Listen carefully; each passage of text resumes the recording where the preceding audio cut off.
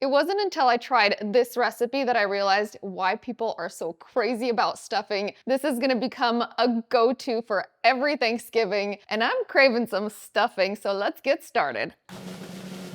We'll start with a loaf of bread. I'm using my home-baked sourdough bread, but you have so many options here. Anything from white bread to French bread, any rustic bread, even ciabatta. I love a good crusty bread because it adds crunch to the stuffing.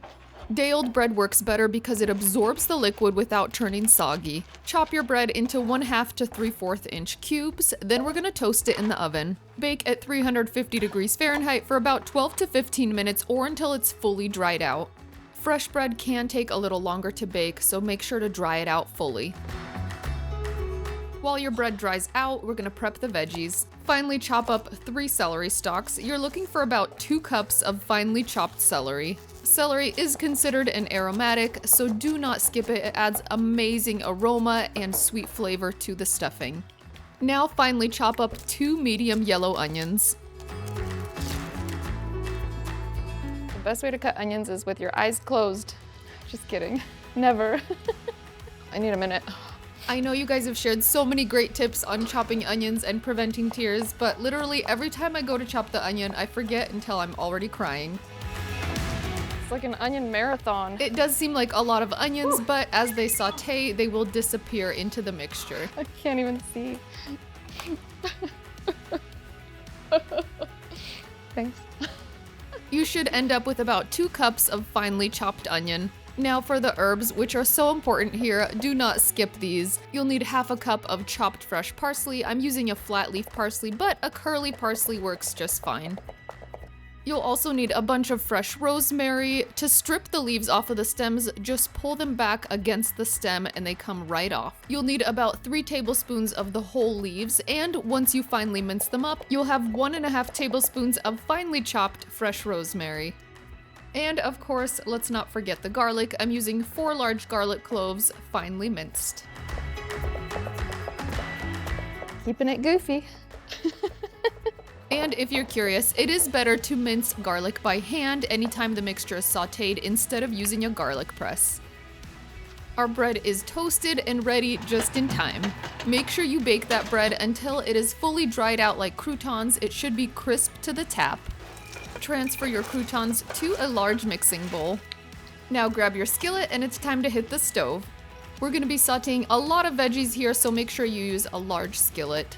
Now bacon is the secret ingredient to get the best tasting stuffing. Sauté that over medium heat until it renders the fat and gets crispy. Transfer your crispy bacon to a plate and keep the bacon grease. This builds so much flavor in a stuffing. Melt your butter into the pan, and into the hot butter add your chopped onion, celery, garlic, and rosemary. Sauté, stirring occasionally for about 6 to 8 minutes or until the veggies are very soft. You don't want to brown the mixture. Finally, stir in your chopped parsley and season with salt and pepper. Also, a small thing that makes a big difference in flavor is to use freshly cracked black pepper, and a pepper mill is a smart investment. Everything is prepped and it's time to put this stuffing together. Into the bowl with your croutons, add your crispy bacon and add your veggie mixture. Also add 1/2 of your chicken stock and stir everything together. Stir until the chicken stock is pretty much absorbed into your bread. And wow, it smells so good already. Into the remaining chicken stock, you're gonna crack 2 large eggs and whisk those together, then pour that mixture over your stuffing. This helps to evenly distribute the eggs, and the eggs are important here. They help bind everything together and it forms an almost souffle-like texture once it's baked. Now generously butter a 9 by 13 casserole dish and spread your stuffing mixture evenly into the pan. Finally, dot the top of your stuffing with your remaining butter. It's easier when the butter is not softened. The butter adds a great flavor, color, and moisture to the top layer. Cover your casserole dish with foil and bake at 350 degrees Fahrenheit for 40 minutes. Then uncover and bake until the top is crisp and golden brown. It's gonna take another 30 to 40 minutes. You can bake on the longer side if you like your top to be extra crunchy. My house smells like Thanksgiving right now. This stuffing is incredible. Oh, and I love how the tops are like crisp and crunchy. You can see the little bites of bacon. Oh, I cannot wait to dig into this. This is the perfect side dish for your Thanksgiving menu. And if you have some turkey gravy to pour over it, okay, we gotta do this taste test. I know it's still like blazing hot, but I do like to garnish with a little bit of parsley. There's parsley in it, so it totally makes sense. And it just makes it extra fancy. But add the parsley just before serving. Don't put it on a hot stuffing because it'll wilt. We're just gonna do this quick. Okay, here we go. We're gonna zhuzh it.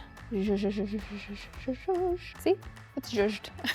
And I have to tell you guys, my history with stuffing. You guys have been asking me for stuffing for years. I mean, years. And the reason why I didn't have it is because, well, first of all, I didn't grow up eating stuffing, but the stuffing recipes that I had tried were like 2 thumbs down. And I honestly thought, why would somebody waste a perfectly good loaf of bread to make stuffing? But you guys, this recipe changed all of that for me. And now I understand. I understand why this is like the flavor of Thanksgiving for people. It's just so good. And without further ado, we're gonna dig in. Mama's hungry.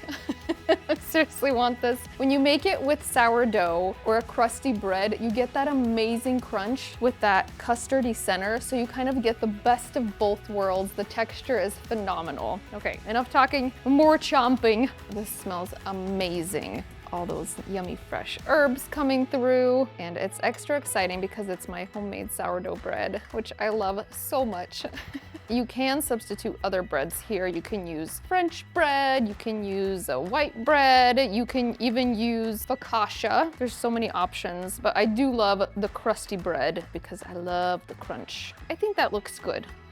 Generous. I'm super excited for this. And I know you guys are super passionate about your stuffing because when I polled you and asked you what are your favorite go-to stuffings, you guys sure answered. There's a lot of passionate people about stuffing. All right, let's dig in. Enough talking.